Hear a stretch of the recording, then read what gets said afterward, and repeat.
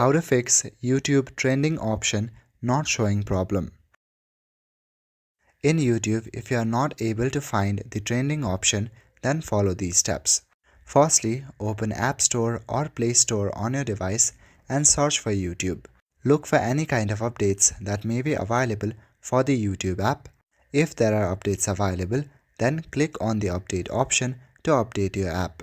Once your app is fully updated, go back to your home page. From your home page, navigate to the YouTube app, tap and hold on the YouTube app and click on the eye icon to go to App Info. Inside App Info, select Storage. At the bottom right corner, click on Clear Cache. Now go back to your previous page.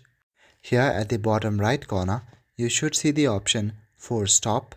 Activate the Force Stop option by clicking on it.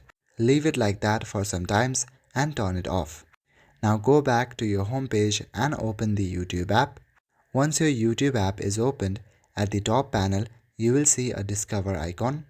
Click on the Discover icon. Now select the Music option or Gaming or Sport, and your trending section will be available. That's all for today. Thank you.